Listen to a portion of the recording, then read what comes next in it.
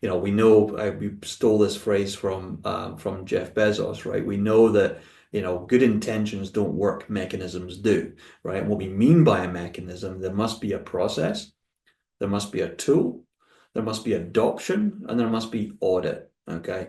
And you've got to have these four things in place, right? Is it a process? Can you describe it? A to B to C to D, right? Okay. Can you actually describe how this thing's supposed to work? Welcome to the Business Ownership Podcast, brought to you by Awareness Strategies, helping you navigate the waters between entrepreneurship and ownership.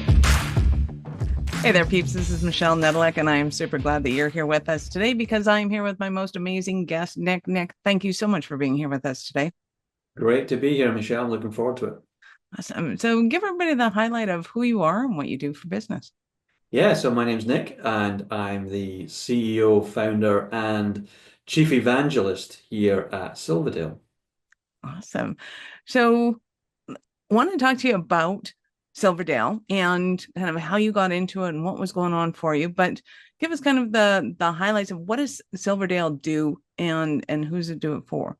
Yeah, so what we do is that what we call democratize ERP. And what we mean by that is we make tools, processes, systems, and knowledge and experts available to companies of any size. So these things tend to only be available to companies, big corporations with big checkbooks, and a lot of technical expertise. But what we do is we distill everything down into a very easy to understand, very understandable and repeatable, predictable processes that businesses of any size can actually carry out and get benefit from. So really about empowering small and medium-sized businesses to get the most out of their technology. So for everybody, anybody that doesn't know what an ERP is, what's an ERP? Well, first of all, ERP is a terrible phrase, and the only people that Yes, it talk is. about ERP are the people in the industry, right? That call it ERP, and Exactly. the reason for that is because traditionally this industry has liked everything to be a little bit of a mystery and a little bit of mystique around it because that's the way we get to charge people more money. Okay, so ERP means Enterprise Resource Planning. Again, what the hell does that mean, right? Okay, so ERP is essentially business systems, right? It's the tools, the computer systems and processes that you use to get things done. Now, ERP, when we call ERP or business systems, we're really looking at things that do a lot of things, not just one thing. So we're talking about something that can do sales orders, inventory, manufacturing, accounting, CRM, all in one place. Okay, so we're not talking about HubSpot for marketing or Salesforce with CRM. We're actually talking about something that can do all of those things all in one place. Awesome. I love it. So we will totally get into what those can do because obviously if somebody doesn't know that this is available to them, they won't know that it's something that they need to implement in their business. Right. So we got to explain that one too. And then people who use it every day and know exactly what it is, we'll get into some fun stuff for you too. But before we do that, I want to backtrack just a little bit on you. And how did you get into this as your thing? Well, I would say entirely by accident. It certainly wasn't by design. And I've been doing this for the last 30 plus years. I have to say plus now. I used to say 30, but definitely plus now. Um, 29 and holding. Yeah, I'm on the wrong side, I guess, of that number now. I'm approaching 30 from the wrong direction. So I think when I started my career, I left school at the age of 16 with no qualifications whatsoever, right? I just had a fire in my belly and I wanted to go do something. And just like everybody else, when they left school at 16 with no qualifications, I ended up on a production line in a video recorder factory. And some of your younger people are like, what the hell is a video recorder? No, I mean, what is a factory? That's where I was. I was on the production line. I got sacked after 3 months, and I was fired for being a disruptive influence on the production line. And that has essentially been my entire career since then. And I'm still doing it 30 plus years later. And peeps, if you've ever, if you're not in business yet and you hear somebody call you that, you know that you are born to be an entrepreneur. That's all I have to say. I didn't know it at the time, but I certainly do now. It's the best thing that ever happened to me. Nice, I love it. So what are some of the problems that you saw in the industry that that Silverdale solves? Like, what was going on in the industry that you're like, oh, I can't believe this is going on? Yeah, so a few things. So I kind of was in this industry for a long time, both from a customer perspective, so being in a company trying to implement these systems and being involved in those projects. And then I swapped over to being on the consulting side of actually trying to do these things with other companies. And then I kind of swapped backwards and forwards a few times in that industry, working for even likes of companies like Amazon and Glenmorangie, the whiskey company, and a few others that um, really one of the things that really occurred to me was that it's such a black box industry, right? It's all surrounded in this mystique and mystery, and you suddenly realize why that is, right? Because we don't want to show people how it's done, and because we want to charge them more, right? And that's where you hear all sorts of horror stories about organizations, companies trying to do these types of projects, which go, way over time and way over budget, many, many times over budget, sometimes in some cases. And the problem is that the fundamental problem that we saw when I started Silverdale was that the goals of the client and the goals of Silverdale, right, or the ERP implementer, just simply weren't aligned, right? The client wants it done once, they want it done properly, and they want it done quickly, okay? And the implementer, because they're traditionally billing by the hour, right? They want it to take longer and they want to increase scope and they want to have, change orders and all the rest of it, right? And so that was the first thing that we changed. So we stopped doing hourly billing a few years ago now, and now we only do fixed price projects, right? And what that does is it aligns our goals with the client now, right? Okay, so yeah, we want to make sure we scope it right. Yes, we want to make sure we're delivering the right thing and we want to do it on time. Okay. So that was one of the things that we kind of found kind of peeling back the onion of reasons why a company wouldn't embark on a project like this. And that was certainly one of the things. I used to love it. And I don't know if you're going to get in trouble for calling Glenmorgan a whiskey company. Those of us, on this side of the pond call it a Scotch company, but they may make whiskey too. I don't know. Don't want to call it out, get you in trouble or anything. But I think Yeah, you're also used to getting in trouble. yeah, whiskey with a knee or whiskey without a knee, of course. I am Scottish. You can probably tell from my accent. I'm not from these parts. But when I got fired from the production line, actually my second job was working at Glenmorangie, the whiskey company. I was there for 6 years, and it was such a great education. That really was my higher education, actually.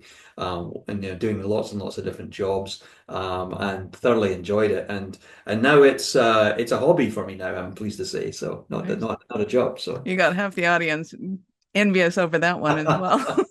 That's awesome. So let's talk about the work per hour versus the work per project, because I think a lot of entrepreneurs don't understand this. And they particularly don't understand how much work goes into setting up a software so that mm, it does the thing that you want it to do effectively. And it really is important to pay per project so that you're not kind of dragging things on and you're not trying to convolute it. It's like, how much money can you make because this happens so efficient and so effectively? That is much more important to your bottom line than cutting expenses. But I know there's this big dilemma in business. Are we making more money or are we cutting our expenses? And how does that all fit in with what you got going on? well, as my old boss used to say to me, you can't cut your way to profitability. Okay, like that's a fool's errand to keep doing that. It's a very vicious cycle to get into, right? When you start, trying to make money by cutting expenses. If that's your only focus, then that's a real vicious cycle. Okay, and you'll just end up shrinking your business so much that you just won't be able to do anything, right? So you got to be really careful with that. Yes, of course, if you've got some expenses you don't need, yeah, be careful. But in reality, you've got to grow your way to profitability. Okay, that's the key to this. And for us, we always talk about in our business.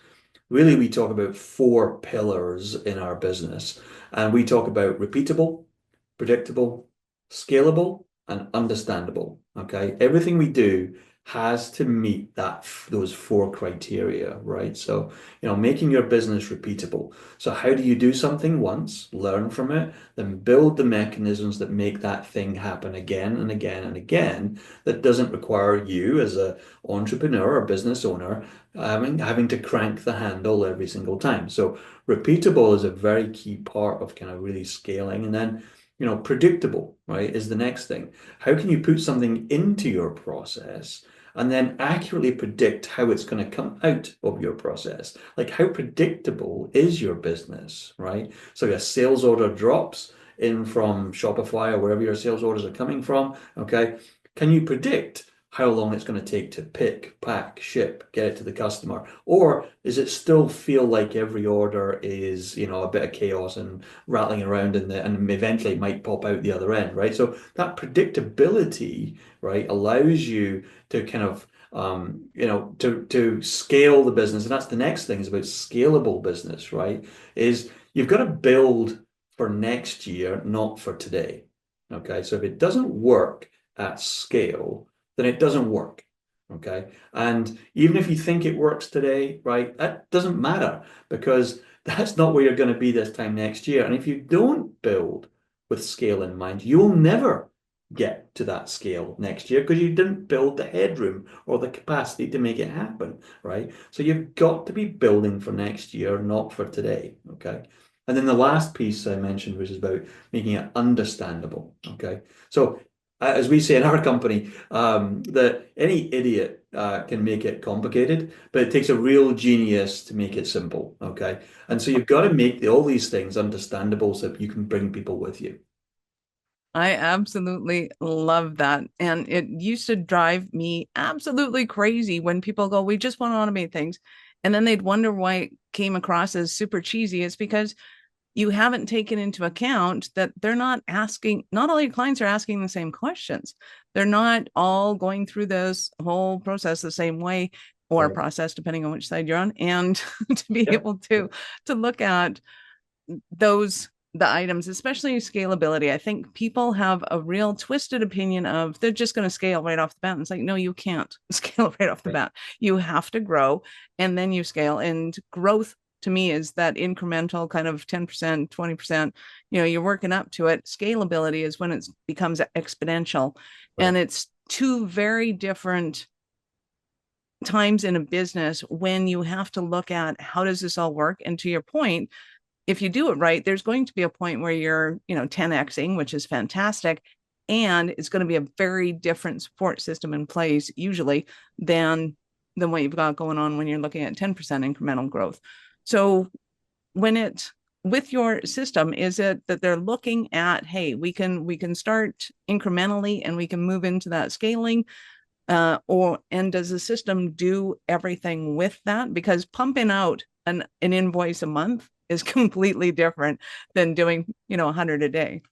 Yeah, absolutely. And exactly what we do, right, is that we build things that scale, right? So again, we build for next year in mind. So we're not just going to give you something that works for today. And it's a combination of we got a lot of phrases at our company. We're built on these things, like most companies. But we talk about kind of mechanisms as our way of getting things done, right? And so we know we stole this phrase from Jeff Bezos, right? We know that good intentions don't work, mechanisms do, right? And what we mean by a mechanism, there must be a process, there must be a tool, there must be adoption, and there must be audit. Okay. And you've got to have these four things in place, right? Is it a process? Can you describe it? A to B to C to D, right? Okay. Can you actually describe how this thing's supposed to work? Then do you have a tool that reinforces that process and stops people from doing the wrong thing? So it's got to guide you to do the right thing and stop you from doing the wrong thing. Once you've done that, you've got to focus on adoption. So you can do all that great work. And I've seen companies do this all the time. I got a process, I got a tool, but I forgot to tell people, right? Okay, so people are going to be aware of that. They've got to be trained, they've got to know how to do it. They've got to have the tools and access that they need to be able to do it. And they've got to understand the importance of doing it. Okay. You've got to tell them what happens if this doesn't work, right? Or doesn't happen. And then you've got to have an audit. That's your handbrake, right? This is what's going to tell you is it still happening 3, 6, 9 months later? You know what it's like, right? You go, wait a minute, didn't we solve this already? Hang on a minute, we did this 6 months ago. Why is it broken again? Well, don't be surprised by that. Every process has a half-life, okay? So don't be surprised in 6 months' time, the thing you thought you'd put in place suddenly isn't happening anymore. And that's what the audit is about. It's making sure that things are still happening as they should. So getting things done, okay, mechanisms is a really key part of ensuring, right, that you do the right things in the right way with the right people and make sure it continues to happen. I love it. I mean, you had mentioned earlier like that it's not a HubSpot or it's not a Salesforce. Is there integration with other systems? Like, let's take it up a notch. So Yeah. we brought all the new people in. Now let's talk about the people who have their systems. They're humming, they're rocking. Well, other than that wrench that just got thrown in last week, and now we need to figure out how Yeah, to fix yeah, that. yeah. So, does it integrate with some of the systems that they have? Are they looking at replacing things? How does that all work? Yeah, so the tool that we use, so the system that we implement is Odoo. Okay, Odoo is a very broad set of business systems. We are an official partner of Odoo, and that's what we focus on. We haven't found a business, an organization, or a use case, or a sector where it can't work. Okay, so we got clients in all sorts of different sectors of all sorts of different sizes, and that's is our tool of choice. Now, that tool is great because you can do a lot of things within there, right? You don't need HubSpot, you don't need Salesforce, you don't need all these different things. However, the reality is some people, when they start their Odoo journey, do have these things and it has to play nice with them, okay? The great thing about Odoo, it has a very extensible API where you can take data out, put data in, and we also have built some of our proprietary tools that actually allow you to take data out of one system and put it into Odoo and also manipulate that data in between. And now actually using some great AI tools to help you do that. So we have our one of our products is called Mechanisms, okay? And what it does is it basically connects systems together, but also connects people to the processes that allow you to get things done too. So it almost acts as like an overlay on your business system, and it actually walks users through the steps to make sure you do the right things in the right way, in the right order. And it also integrates multiple systems together. So it's a really great tool, saves you doing a lot of customization and spending a lot of money. You just build workflows, which are kind of drag and drop workflows that allow you to kind of get integration in a very scalable way. That is, depending on the company, a lot of things can be very different priorities, right? Like you're dealing with a financial company or a health services Yeah. company. Certain people are allowed certain information, others aren't. Whereas when you're dealing with the mechanics, everybody can have anything and we don't care. Yeah. It's just, Yeah. we just need this to work right. Yeah. So, Right. yeah, you definitely, even though business is business, when it comes down to it, there's still going to be these certain nuances. And let's talk about the importance to me of sharpening the saw, so to speak, like spending time up front to plan something right so that when you implement it, it becomes, you know, easy and it flows and it works. And because a lot of people go, oh, I tried these things and it didn't work. And I have grown to long enough in the tooth to realize that that really means that they aren't coachable and they don't do the Yeah. job that they're supposed to do. I won't make you say that, but I'll say that for you. Anybody listening to this, if you've ever said that, you might want to look in the mirror. You're probably the problem. Talk to me about kind of that pre-planning step and getting everything set up. Well, I'll tell you that our client selection process is pretty rigorous. Over the last 5 years, we've learned very painfully sometimes that not every client is ready for what we offer. Okay. And sometimes people will come to us and say, hey, we want you to help us do this. And we want to customize this and we want to build this and we want to do it this way. And yes, we know that's how it's done out of the box, but we want to do it a different way, right? And those clients, we used to take those clients on and we used to spend hours and hours and hours doing development. And then, the whole thing we just wouldn't work. And upgrades became impossible. And then the client then blames us, right, for letting them get into this situation. So that was a painful lesson for us. When you're first starting your company, you're basically anybody who walks in the door, right, you're going to say yes, okay, because that's how it works, right? You need the cash flow, you need to get revenue going, so you say yes to everything, right? And it took us a good couple of years to figure out that, we can actually say no, right? Not everyone is ready for what we do, and you know.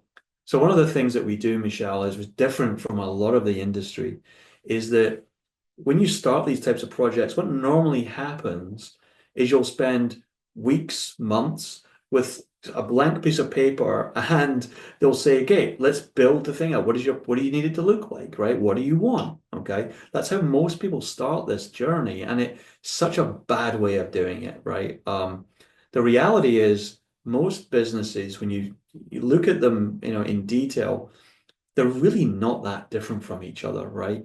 You buy stuff, you make stuff, you sell stuff, you send invoices, you pay your vendors, you want a P&L, and you want a balance sheet. Well, whoop-de-doo, guess what? So does everybody else, okay? Now, what we've done, and what we learned very quickly is actually we can build some what we call standard business processes. Okay. So these are processes that will work in any business in the existing system, right? Without any customization.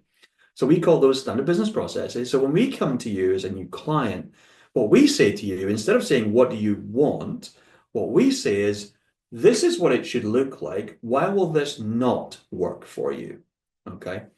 And it's a really great way of saying, why won't this work for? Let me show you what this looks like. Let me bring some of your sales orders, some of your products, some of your vendors. Let's put them in here and let me show you what this looks like in standard. Okay. Now it's on you to tell me why you can't do it like this. Okay. I love that. I love that in so many ways, because when we used to start with goal setting for, people, individuals, businesses, otherwise, they have a really hard time figuring out what they want, or they don't know enough of what's available to them to know what they want. So to be able to say, here's what you can have, why won't this work? I mean, you're going to shortlist that so much more readily. 100%. And we're actually right in the middle of what we refer to as our phase one of our methodology, and with another client, and we're actually halfway through what we call our business simulator. Okay, and that's where we actually take their sales orders, their customers, their products, we put them into a Odoo system, which is fresh out of the box, out of the packet with no customization, and we apply our standard business processes. And then we walk them through. This is how a sales order looks. This is what product looks like. This is what production is going to look like. Here's what, a pick, pack, and a ship is going to look like. And again, we challenge them to say, why can't you do it like this?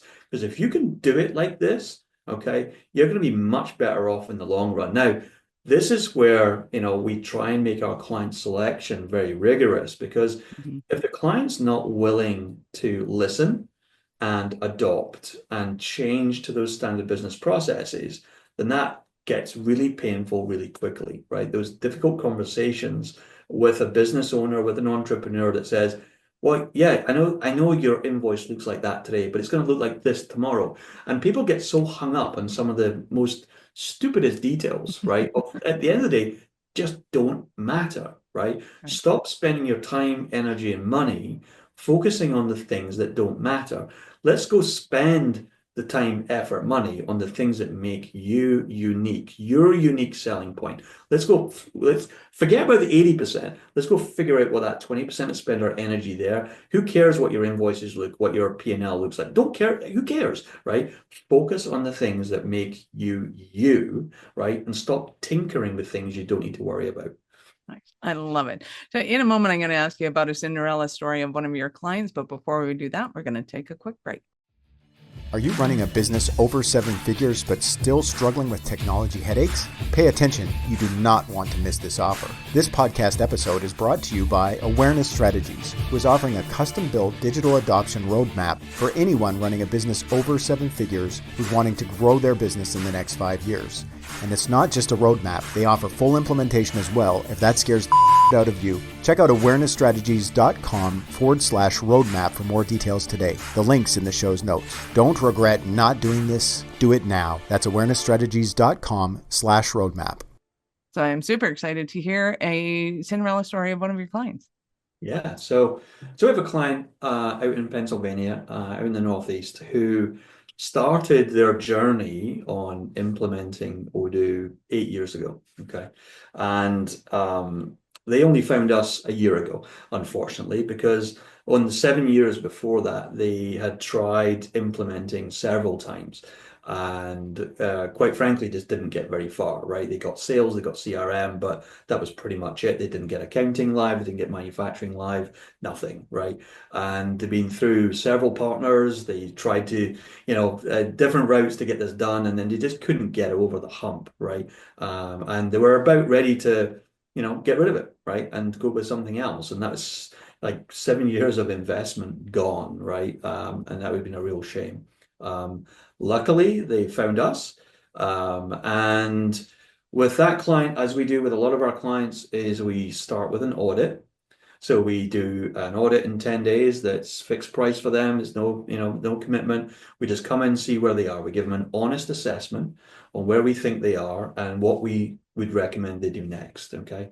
And from that audit, we then started our project, and our project, it was what we call a back to standard project. So this is where we actually start ripping out some of the customization that they've done, showing them how it works in standard, and then getting them to adopt that. And then we also did an upgrade as part of that process as well, which they couldn't do before because they had too much customization. So it gave them some great benefits of getting rid of some customization, get you upgraded to the latest version. And then we walked through, okay, now we've got you upgraded, what you currently had, we've now got you on the latest version, it's nice and stable. And now we get to do the exciting things that they never got to before. So now we started doing, for example, on the manufacturing, they've got manufacturing up and running, including touch screens on their workstations with work orders, with instructions, with real-time inventory, consumption, bills of material, all that great stuff. We also got serialization going for them. We also got label printing, so they can print the label at the point of manufacturing. We got picking, packing, shipping, integration with shipping carriers, notifications to their customers that orders are on their way with text message and email, and links to the UPS website, all that great stuff. And we did all of this in less than a year, okay? They'd spent 7 years trying to do this, okay? And we were able to do it in less than a year. And why?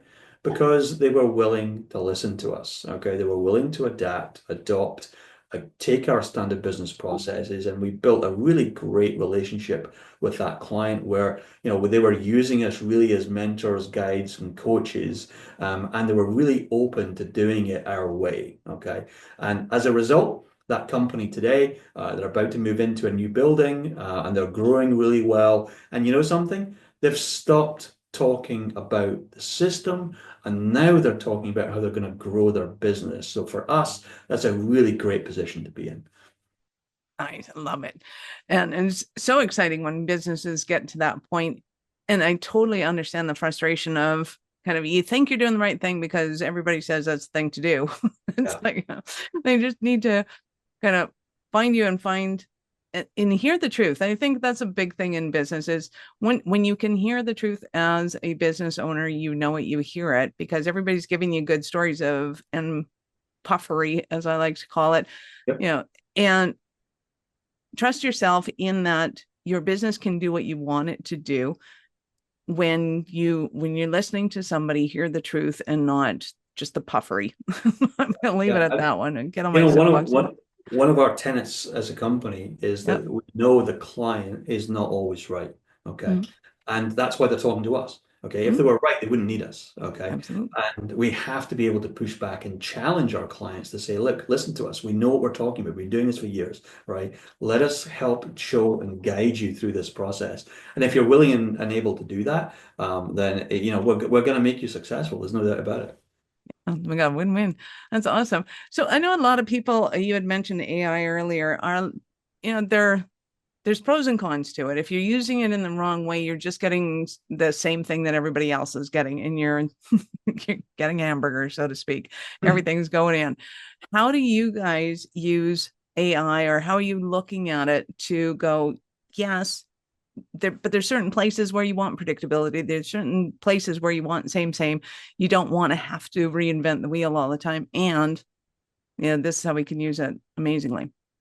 Yeah, so we started our AI journey around 18 months ago. We were pretty early in the grand scheme of things. And we chose our horse back 18 months ago. We chose OpenAI as our horse, and we've been riding it pretty hard since then. And we've been using it extensively, kind of internally within the company. One of the things that we have advantage of now is basically a very rich history of projects, tasks, help tickets, content, learning materials, code, you name it, right? We've got a lot of data available to us now.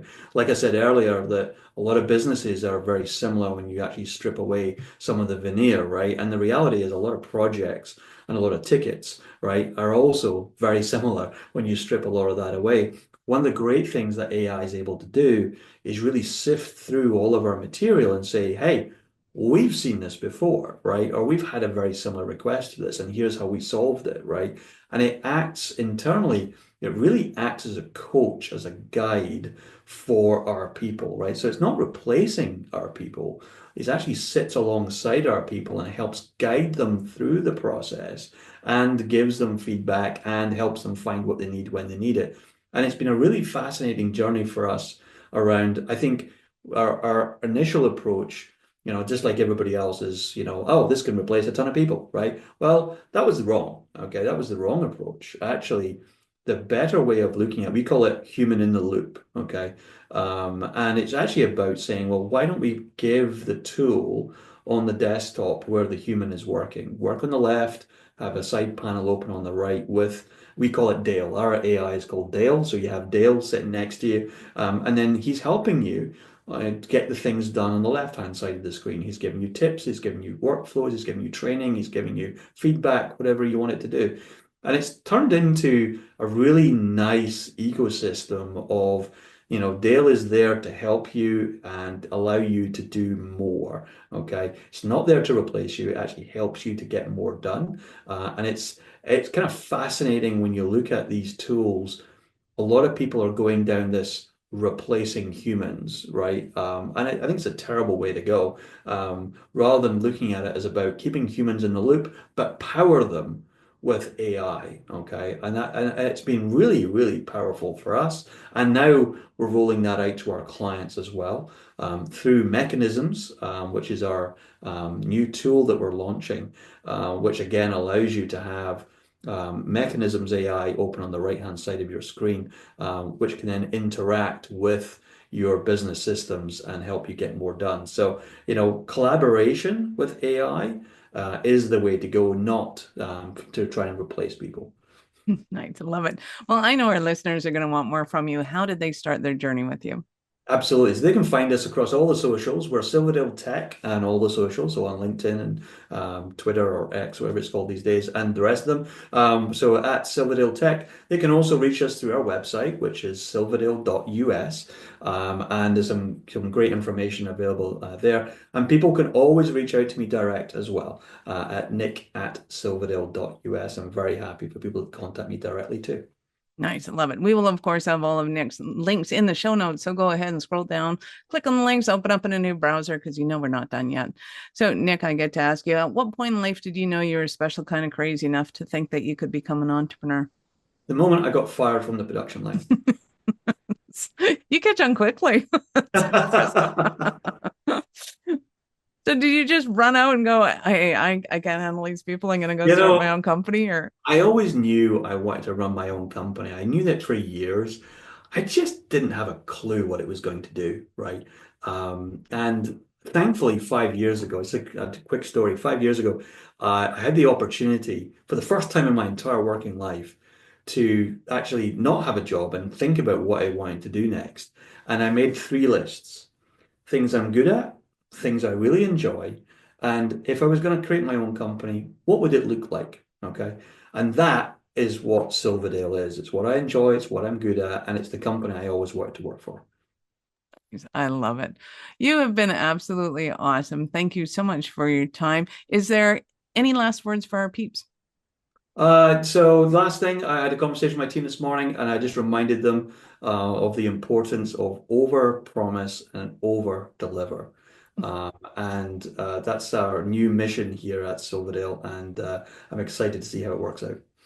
So I'm sure it'll be amazing, as you are. Thank you so much for your time. I appreciate it, and I know how valuable you are. Thank you, Michelle. It's been great fun. Awesome.